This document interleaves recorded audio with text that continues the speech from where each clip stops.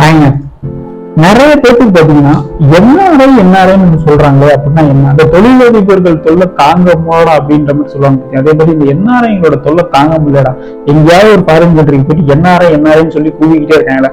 என்ஆர்ஐனா என்ன அப்படின்னு சொல்லி கேட்டீங்கன்னா, என்ஆர்ஐனா ஒண்ணும் இல்லைங்க, ரெண்டு ஆக்ட் வந்து என்ஆர்ஐ வந்து டிஃபைன் பண்ணுது. ஒண்ணு பாத்தீங்கன்னா இன்கம் டேக்ஸ் ஆக்ட், இன்னொன்னு வந்து FEMA, foreign exchange management act. இந்த ரெண்டு ஆக்டும் வந்து பாத்தீங்கன்னா இந்த என்ஆர்ஐ வந்து டிஃபைன் பண்ணுது. இன்கம் டேக்ஸ் ஆக்ட் படி என்ன சொல்லுதுன்னு பாத்தீங்கன்னா, சப்போஸ் நீங்க வந்து இந்தியாவில ப்ராப்பரா பிறந்து வளர்ந்து நல்லா படிச்சு ஒரு ஃபாரின்ல ஒரு வேலை கிடைக்குது, அந்த ஃபாரினுக்கு போறீங்க, அங்க போய் கிட்டத்தட்ட 182 நாள் இந்தியாவுக்கு வராம அங்கேயே செட்டில் ஆகி இருந்தீங்கன்னா உங்களை வந்து என்ஆர்ஐ அக்கௌண்ட் அப்படின்னு என்ஆர்ஐ அப்படின்னு மாதிரி சொல்லுவாங்க.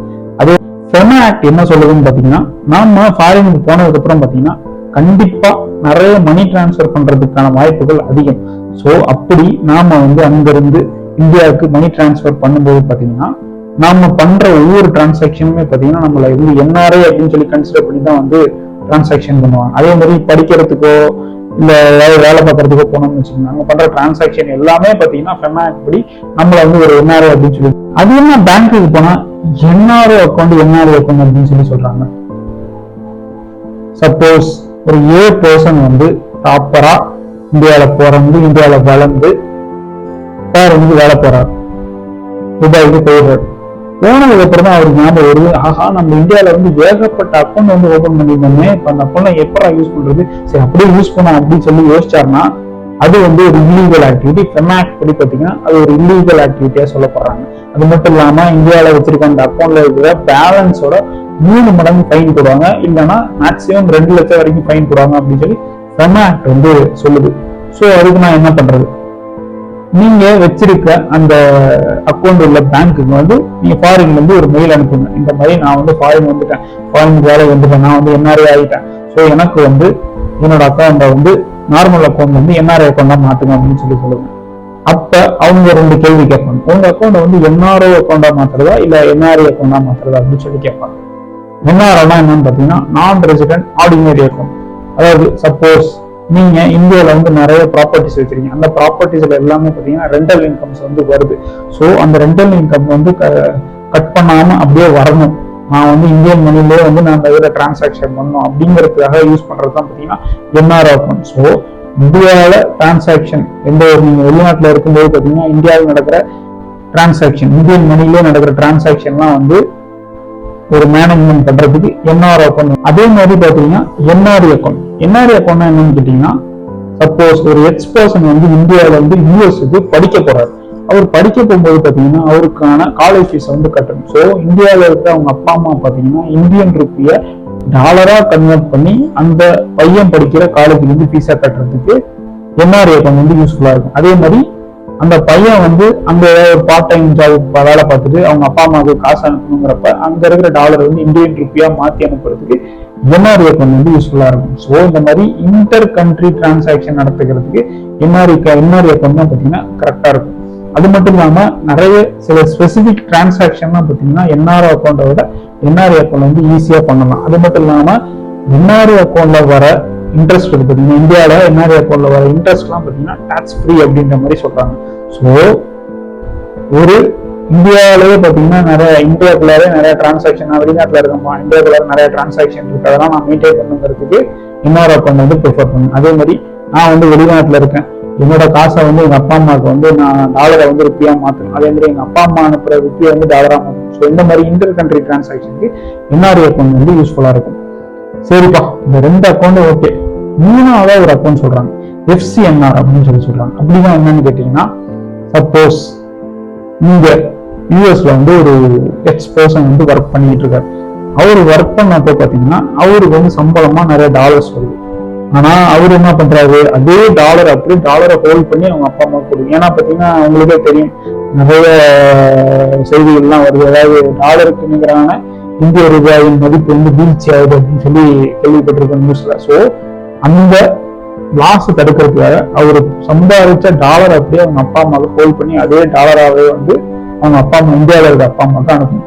ஸோ இதுக்கு வந்து யூஸ்ஃபுல்லாக அக்கௌண்ட் தான் பார்த்தீங்கன்னா எஃப்சிஎன்ஆர் அக்கௌண்ட். ஸோ நாளைக்கு யாராவது பேங்க்ல போய் என்ஆர்ஓ அக்கௌண்ட் வேணுமா, என்ஆர்ஓ அக்கௌண்ட் வேணுமா, இல்லை எஃப்சிஎன்ஆர் அக்கௌண்ட் வேணுமா அப்படின்னு சொல்லி கேட்டீங்கன்னா கண்டிப்பா நான் போட்ட இந்த வீடியோ வந்து உங்களுக்கு யூஸ்ஃபுல்லா இருக்கும்.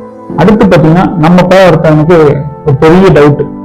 நம்ம பையன் அப்படின்னா நல்லா ஒரு இன்ஜினியரிங் காலேஜ்ல படிச்சாப்புல, படிச்சுட்டு பாத்தீங்கன்னா உடனே பிளேஸ்மெண்ட் ஆயிட்டாப்புல, ஒரு நல்ல வேலைக்கு போயிட்டாரு. வேலைக்கு போனப்ப பாத்தீங்கன்னா தன்னோட ஃபேமிலிக்கு வந்து ஒரு ப்ரொடெக்ஷனா பாத்தீங்கன்னா ஒரு டேர்ம் லைஃப் இன்சூரன்ஸ் வந்து எடுத்தாப்புல. எடுத்துட்டு ஒரு வருஷம் வந்து வேலை பார்த்தாரு. அதுக்கப்புறம் ஸோ டோட்டலா 3 வருஷம் வேலை பார்த்தாரு அந்த கம்பெனில. வேலை பார்த்ததுக்கு அப்புறம் ஒரு ஃபாரின் கம்பெனி ஆப்பர்ச்சுனிட்டி வந்துச்சு. அப்ப என்ன பண்ணாரு, சம்பளம் அதிகமா தராங்களே அப்படின்னு சொல்லிட்டு இந்தியன் கம்பெனி அப்படியே அந்த இதுல இருந்து விலகி வந்து ஃபாரின் கம்பெனில போய் சேர்ந்துட்டாரு. அவரு சேர்ந்ததுக்கு அப்புறம் தான் பாத்தீங்கன்னா அவருக்கு டவுட் வருது. ஆஹா, நான் இந்தியன் கம்பெனில வேலை பார்க்கும்போது பாத்தீங்கன்னா நம்ம குடும்பத்துக்கு ஒரு டேர்ம் லைஃப் இன்சூரன்ஸ் போட்டனே, அந்த டேர்ம் லைஃப் இன்சூரன்ஸ் இனிமே கவரேஜ் ஆகுமா, அவ்வளவுதான் நான் ஷாப் ஆயிடுச்சா அப்படின்னு சொல்லி ஒரு மிகுந்த ஒரு டவுட் இருந்துச்சு. கவலையே பட வேணாம், அந்த இன்சூரன்ஸ் வந்து ஸ்டாப் ஆகாது, அது கடைசி வரைக்கும் அது வந்து ரன் ஆகிட்டு தான் இருக்கும். இன்ஃபேக்ட் நீங்க ஃபாரின்ல இருந்துகிட்டே என்ஆர்ஓ இருந்துகிட்டே பாத்தீங்கன்னா இந்தியாவில வந்து இன்சூரன்ஸ் போடலாம். ஆனா முக்கியமா டேர்ம் லைஃப் இன்சூரன்ஸ் மட்டும்தான் போட முடியும். அதை வந்து ஞாபகம் வச்சுங்க. நிறைய பேர் பாத்தீங்கன்னா ரிட்டர்ன்ஸ் கிடைக்கிற மாதிரி இன்சூரன்ஸ் போட்டு தரேன் அப்படின்ற மாதிரிலாம் என்ஆர்ஓ வந்து ஏமாத்துவாங்க. ஸோ அதெல்லாம் நம்பிடாதீங்க. இன்னும் ஒன்லி டேர்ம் லைஃப் இன்சூரன்ஸ் வந்து நீங்க ஃபாரின்ல இருந்து நம்ம இந்தியாவுக்கு போட்டுக்கணும். ஏன்னா பாத்தீங்கன்னா நிறைய அட்வான்டேஜஸும் இருக்கு. மற்ற கண்ட்ரிஸ்லாம் பாத்தீங்கன்னா 30 வருஷம் 40 வருஷம் தான் வந்து இன்சூரன்ஸ் வந்து கவரேஜ் தருவாங்க. ஆனா நம்ம இந்தியாவில 99 இயர்ஸ் வரைக்கும், அதாவது ஹோல் லைஃப் இன்சூரன்ஸே வந்து போட்டு தராங்க. அது மட்டும் இல்லாம இந்தியாவில இன்சூரன்ஸ் போடுறவங்களோட என்ஆர்ஐ வந்து இந்தியாவில இன்சூரன்ஸ் போட்டாங்களோ அவங்களுக்கு நிறைய ஆஃபர்ஸ் எல்லாம் இருக்கு. அதாவது பாத்தீங்கன்னா நாம இந்தியாவில இருந்து நம்ம கட்டுறோம் பாத்தீங்கன்னா இன்சூரன்ஸ் 18% ஜிஎஸ்டி, அதெல்லாம் பாத்தீங்கன்னா அவங்களுக்கு கிடையாது. ஃபாரின் என்ஆர்ஐல இருந்து நிறைய பாத்தீங்கன்னா இந்தியாவில இன்சூரன்ஸ் போட்டாங்கன்னா அவங்களுக்கு வந்து 18% வந்து கிடையாது அப்படின்ற மாதிரியும் சொல்றாங்க. ஸோ இந்த என்ஆர்ஐ டைப்ல பேசிட்டு இன்னொரு என்ஆர்ஐ டைப்லேக்கு ஒரு டவுட். சரிப்பா, நானும் ஒரு என்ஆர்ஐ தான்ப்பா, ஆனா நான் ஃபாரின்ல இருந்துக்கிட்டு இந்தியன் ஸ்டாக்ல இன்வெஸ்ட் பண்ணலாமா, மியூச்சுவல் ஃபண்ட்ல இன்வெஸ்ட் பண்ணலாமா, இந்த கவர்மெண்ட் ஸ்கீம் பிபிஎஃப் எஸ்எஸ்ஓ இதுலலாம் வந்து இன்வெஸ்ட் பண்ணலாமா அப்படின்னு சொல்லி அந்த டைப்லேக்கு ஒரு டவுட். அப்கோர்ஸ் மியூச்சுவல் ஃபண்ட்ல இன்வெஸ்ட்மெண்ட் பண்ணலாம், gates are open for NRIs. ஆனா ஒரு பாயிண்ட் இருக்கு. சப்போஸ் நீங்க வந்து என்ஆர்ஐ ஒரு மியூச்சுவல் ஃபண்ட்ல இன்வெஸ்ட்மெண்ட் பண்ணி லாங் டேர்ம் கேபிட்டல் கெயின், அதாவது பாத்தீங்கன்னா ஒரு மியூச்சுவல் ஃபண்ட்ல இன்வெஸ்ட்மெண்ட் பண்ணி 1 வருஷத்துக்கு மேல வச்சு அதை வந்து அந்த மியூச்சுவல் ஃபண்டை வந்து செல் பண்றீங்க. அப்போ பாத்தீங்கன்னா உங்களுக்கு கிடைக்கிற கேபிட்டல் கெயின் பாத்தீங்கன்னா ஒரு 5 lakhs வச்சுக்கோங்க. உதாரணத்துக்கு 5 lakhs வச்சுக்கோங்க. அந்த 5 lakhs வந்து 12.5% லாங் டேர்ம் கேபிட்டல் கெயினா வந்து போடுறாங்க. அந்த 5 lakhs பாத்தீங்கன்னா ஃபுல்லுக்கும் போட மாட்டாங்க. முதல் 1.25 lakhs வந்து எந்த டாக்ஸும், அதாவது மீதி உள்ள 3.75 lakhs வந்து 12.5% வந்து லாங் டேர்ம் கேபிட்டல் கெயின்ன்ற பேர்ல வந்து டாக்ஸ் போடுறாங்க. அதே மாதிரி ஒரு வருஷத்துக்குள்ளாரே பாத்தீங்கன்னா நீங்க மியூச்சுவல் ஃபண்ட் வாங்கி விற்கணும்னா 20% வந்து கேபிட்டல் கெயினா வந்து டாக்ஸ் போடுறாங்க. ஸோ இதுதான் வந்து மியூச்சுவல் ஃபண்டோட இது. அதே மாதிரி பாத்தீங்கன்னா நான் வந்து அமெரிக்கால இருக்கேன். அமெரிக்கால இருந்து நான் இந்தியா மியூச்சுவல் ஃபண்ட்ல இன்வெஸ்ட்மெண்ட் பண்ணிட்டு நான் இந்த மாதிரி கேபிட்டல் கெயின் பார்த்தேன்னா 2 சைடும் டாக்ஸ் போடுவாங்களே அப்படின்னு சொல்லி ஒரு டவுட் இருக்கு. ஆனா இந்தியாவில மட்டும் தான் டாக்ஸ் போடுவாங்க. அது ஏன்னு கேட்டீங்கன்னா டபுள் டாக்ஸேஷன் அவாய்டன்ஸ் ட்ரீட்டி அப்படின்னு சொல்லி சைன் போட்டிருக்காங்க இந்தியா. இது அமெரிக்கா மட்டும் இல்லைங்க, கிட்டத்தட்ட ஒரு 85 கண்ட்ரியோட வந்து இந்தியா வந்து டபுள் டாக்ஸேஷன் அவாய்டன்ஸ் ட்ரீட்டியோட அந்த அக்ரிமெண்ட்டை வந்து கையெழுத்து போட்டிருக்காங்க. ஸோ நீங்க எந்த ஃபாரின் கண்ட்ரில இருந்தாலும் செக் பண்ணுங்க ஃபர்ஸ்ட். நம்ம இந்தியாவில் இன்வெஸ்ட்மெண்ட் பண்ணும்போது இந்தியா வந்து இந்த அக்ரிமெண்ட் வந்து நம்ம கண்ட்ரிக்கு போட்டிருக்கா, ஸோ அந்த டபுள் டாக்ஸேஷன் அவாய்டன் ஆக்ட் வந்து நம்ம கண்ட்ரிக்கு பொருந்துமா அப்படின்னு சொல்லி பார்த்துட்டு அதுக்கப்புறம் நீங்க மியூச்சுவல் ஃபண்ட்ல இன்வெஸ்ட் பண்ணுங்க. அடுத்து பாத்தீங்கன்னா ஸ்டாக்ஸ். அப்கோர்ஸ் ஷேர்ஸ்லுமே பாத்தீங்கன்னா இன்வெஸ்ட்மெண்ட் பண்ணலாம். ஆனா ஒரு முக்கியமான பாயிண்ட் இருக்கு. நீங்க வந்து ஒரு என்ஆர்ஐ வந்து ஸ்டாக்ல இன்வெஸ்ட்மெண்ட் பண்றீங்கன்னா உங்களுக்கு வந்து இந்த இன்ட்ராடே ஃபியூச்சர் அண்ட் ஆப்ஷன் ட்ரேடிங்லாம் வந்து கிடையாது. ஃபியூச்சர் அண்ட் ஆப்ஷன் ட்ரேடிங் கூட கொஞ்சம் ஒரு பாயிண்ட் ஆஃப் வியூல கொஞ்சம் கன்செஷன் கொடுக்குறாங்கன்னு கேள்விப்பட்டேன். நீங்க எஃப்என்டோ வந்து பண்ணலாம். ஆனா முக்கியமா இன்ட்ராடே ட்ரேடிங்லாம் வந்து நீங்க பண்ண முடியாது. ஷேர் மார்க்கெட்ல என்ஆர்ஐயா இருந்தீங்கன்னா நீங்க வந்து ஸ்டாக்கை ஹோல்ட் பண்ணி விற்கலாம்.